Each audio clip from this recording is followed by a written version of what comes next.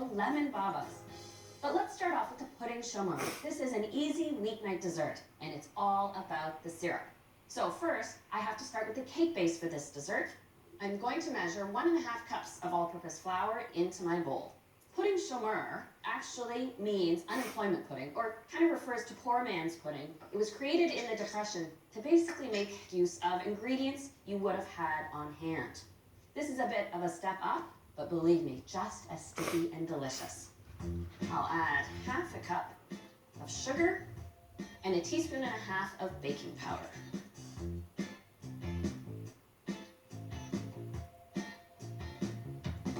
I'll grab just a pinch of salt and sift this all together. Now I've got 1/2 cup of unsalted butter, and I'm going to cut that into the batter. Now with the original pudding chômeur, butter would have been a bit of a luxury, and probably you wouldn't have added so much. Now the technique here is really simple. You just need to work in the butter to get rid of the large pieces. There we go. Now for some milk.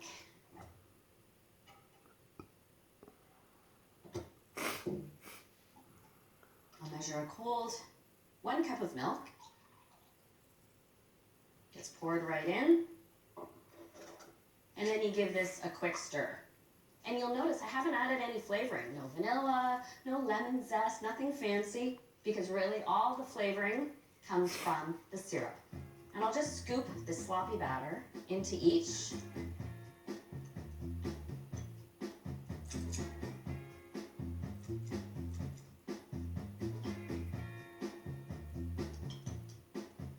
Go.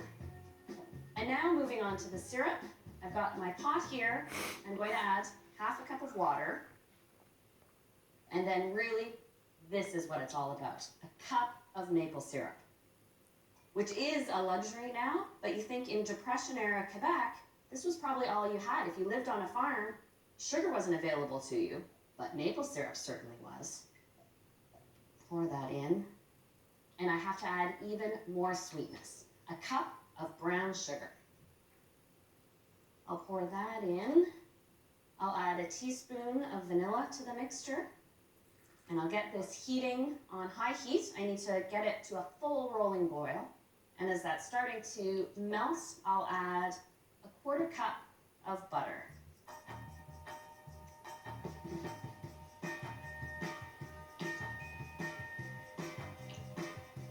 You can give this a stir occasionally as you wait for it to dissolve. And then this gets poured over the uncooked cake batter. There we go. It's a lot of syrup. And you're going to think it's too much syrup to put on these cakes. And I am actually going to completely submerge the cake, pouring the syrup over top. But I can smell that maple. It smells so good.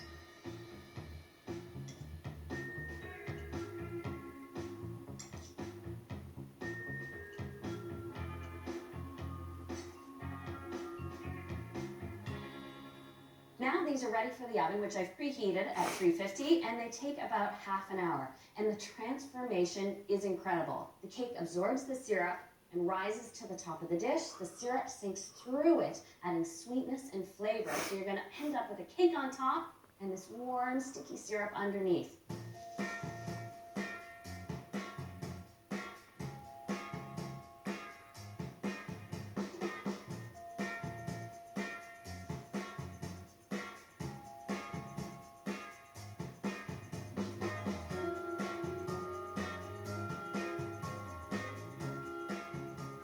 Oh, these smell incredible. Oh, spectacular.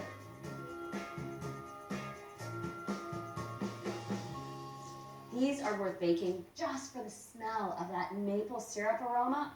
And see how that works? It's unbelievable. There's this cake layer, and you know that stickiness is underneath. Ooh, just oozing through. What a spectacular dessert. Now that we've got a handle on a nice, simple, humble syrupy dessert, it's time to look to Greece for one of the most popular syrupy desserts, baklava. And mine is made with pistachio and walnuts. Oh, that is definitely a treat.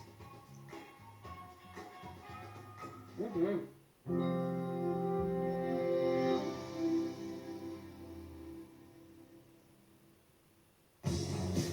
September, what will be your dish of the month? Step by step, they walk on. The sun goes down, the stars come out, and all that counts is here and now. My universe will never be the same. I'm glad you came. I'm glad you came. Step by step to the top. The Emmy goes to The 72nd Primetime Emmy Awards, live on September 21st, and repeated these times, only on OSN Series First. I'm glad you came.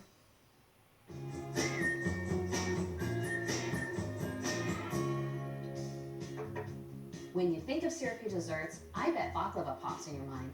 It is one of the most popular versions after all, and mine is a pistachio walnut baklava. It's so good, you're gonna get sticky fingers eating it right out of the pan. So let me get right to it, starting with that sticky syrup. Now what defines baklava? The honey. It gives it its gloss, it gives it that beautiful sweet flavor, and of course, the stickiness. I'm gonna measure half a cup of honey into my pot. I'll also measure in half a cup of water. And as if the honey isn't sweet enough, I need sugar, a full cup of granulated sugar. Now for the key flavorings. Baklava typically has lemon in it, and you want the flavor from the zest and the juice. So what I do is I put in the entire lemon. That way, as it cooks, the flavor comes out of the zest, and then with a squeeze to start, the juice also cooks into the syrup, and that helps balance the sweetness. Now for just a hint of spice. So all I need here is a 1/4 teaspoon of cinnamon and a 1/4 teaspoon of ground clove. I'll put this on the stove, just on medium heat, let it come up to a full simmer. While the syrup gently simmers away, I can work on the nut mixture. You need a cup in total of nuts, so I'm using half a cup of pistachios, half a cup of walnuts. Because the sweetness in baklava comes from the syrup, for the nut mixture, I only need a tablespoon of sugar. And its function is less about the sweetness. The sugar absorbs the oils as you pulse the nuts. That way you don't accidentally end up with nut butter. Now, a little more spice flavor into this mixture, half a teaspoon of cinnamon, and a 1/4 teaspoon of clove. I'll pulse this to grind them. Basically what I'm looking for is just an even texture. All right, those 2 steps are simple enough, and it's already time to assemble the baklava. Got my phyllo pastry and a 9x13 pan that I've buttered generously. Now, the last element, the butter. 3/4 of a cup of melted butter. I lay down a sheet here, and then using a pastry brush, I just give it a light brush. You don't have to completely cover the phyllo with the butter, but just generally give it a light, even brush. Now I'll add a second piece of phyllo right on top, like so, and another light brushing. Now this is the fun part. So what you need is a long wooden spoon, and you lay it along the short end of the phyllo, and just quickly, loosely, roll it up like so, and this is the fun part. Hold it in place, pull it down, and then scrunch it off of the spoon. Like so. Then, you curl it around and bring the ends together. It will stay in place once you put it in your pan.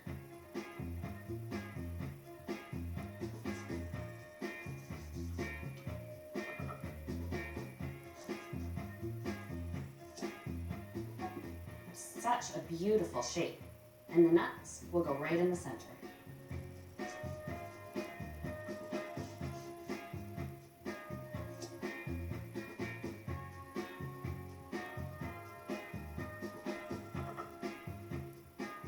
Beautiful. Now, I'll take a last little bit of butter and just baste the tops That way, they'll brown beautifully. And before they go in the oven, it's time to spoon in this nut mixture. And you'll think, won't it fall out the bottom when I pick one up to eat it? Well, once you get that syrup in, it all locks into place. And now these are all set for the oven, which I've preheated to 350, and they take about 30 minutes, and they're going to turn a nice, even, rich golden brown.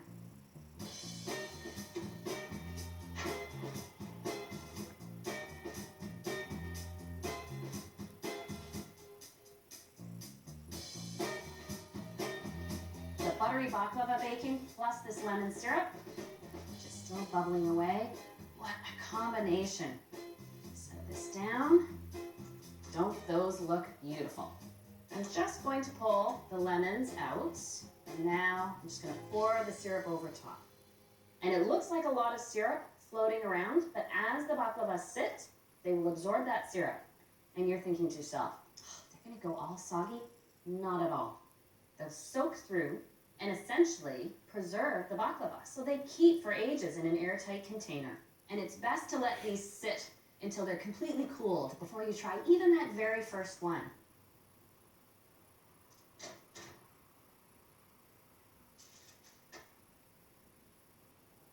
And here they are after they've sat. That gloss sets in place, the syrup thickens up around it, and just enough soaks through. Oh, they look so beautiful. Loosen it a bit. Oh yeah, get ready to get sticky. Absolutely fantastic. And when you cut through it, it yields, but it's still got just the right amount of crispness to it. I really do love this dessert. Now that we've covered a simple and a more elaborate syrupy dessert, it's time to move into something really special. My Italian-inspired lemon babas. I'm trying to get a ladylike bite here. Mmm. Mm-hmm. Mmm. Mmm.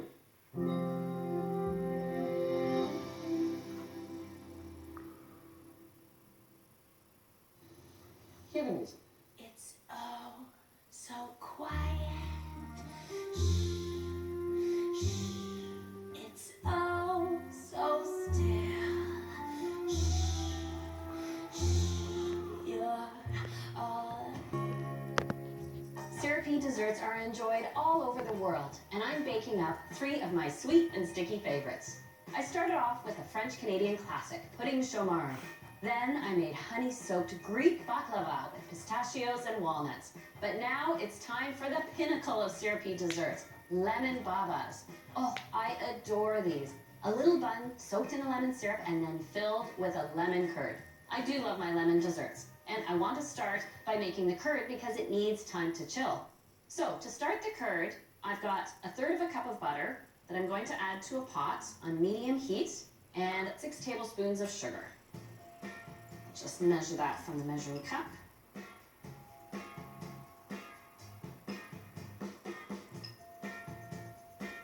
And to immediately start drying out the lemon flavor, I add the zest. I need about 2 teaspoons. And I have 1/4 cup of fresh lemon juice. It's really about the juice of 1 lemon. I'll break a single egg into that. And lastly, I need a little bit of cornstarch, just a teaspoon. And I'm going to add that to my cool lemon juice, because whenever you add cornstarch, you want to first mix it in with a cool liquid before you heat it up. Grab a whisk here, give everything a little stir. I just wait until the butter's melted before I add the lemon juice mixture. When you're cooking your lemon curd, you want to whisk constantly and have it on no higher than medium heat. All right, I'm done. I'll pour this through a strainer just so it is nice and smooth. And while it may seem a little fluid now, remember, you've got 1/3 cup of butter in there, and once it's chilled, that sets up and makes the lemon curd spoonable, pipeable, spreadable, a beautiful consistency. As this cools to room temperature on the counter, I keep it covered with plastic wrap right on the surface of the curd. That way, I won't get a skin. So now while that cools, I can work on the baba, the dough itself. I'll start with the dry ingredients. 3/4 cup of flour, a tablespoon of sugar, teaspoon and a half of instant yeast. I'll break in a single egg, and then I have some water that's warm. Just above body temperature is ideal. I want 6 tablespoons in this recipe. There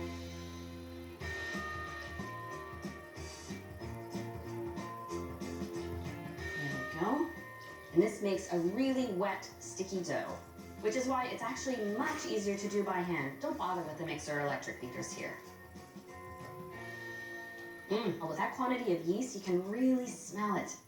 And now the last addition is 2 tablespoons of butter. And what I do is place single layers of butter on top of the batter, and I don't mix it in yet. I'll do that after it's had time to rise.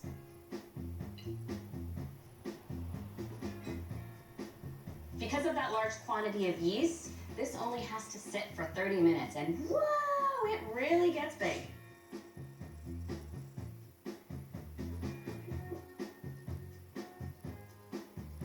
I told you it gets big. Look at that. It's more than doubled in volume. And seeing those big airy holes gives you a sense of what that texture is going to be inside the baba. And now I actually want to knock out all this air and coax it back to life. That develops flavor inside the dough or the batter. So again, you kind of beat it up a little bit. You can really feel that batter has transformed. It's kind of slippery. Now I've got my pan to bake in.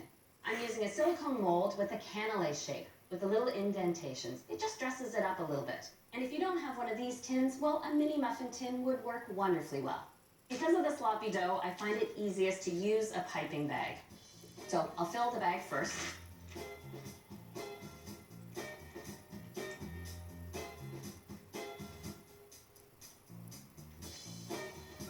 And then you only need to fill your molds halfway. They actually double, in fact, more than double in size by the time they bake.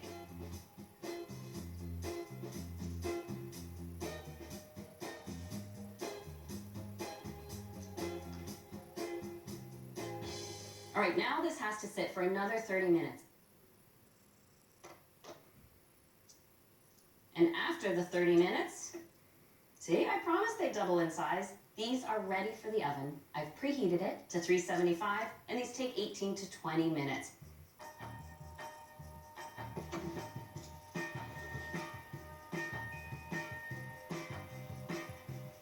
You can really smell the butter.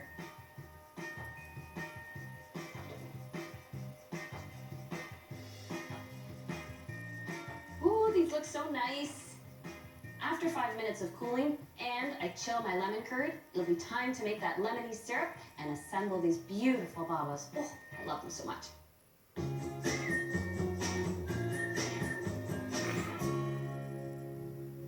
Well, the last step that these babas need to turn them into a syrupy dessert, well, it's the syrup. And what I'm going to do is make a simple syrup to soak the baba in. I start with half a cup of sugar, and I add to that half a cup of water, and I'll just bring this up to below a simmer. Basically, all I need to do is make sure the sugar is fully dissolved.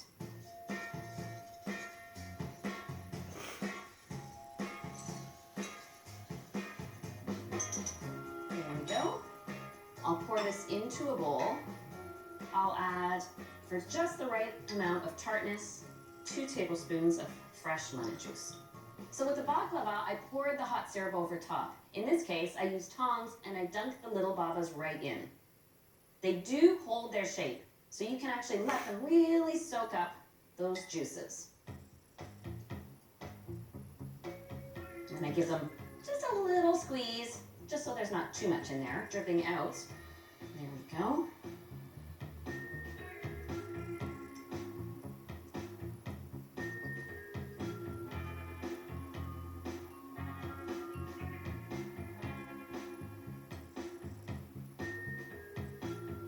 Now it's time to fill them with the lemon curd. I've got my lemon curd chilled and in a piping bag, and this long tip is a donut filling tip, so it's easy to get the lemon curd right into the center of the baba. But a small plain tip would work just as well. Pick up your baba, drop that tip right in the center, and then fill it with the lemon until you feel the resistance. Hold the tip up. And then I like a little capper of the lemon curd right on top.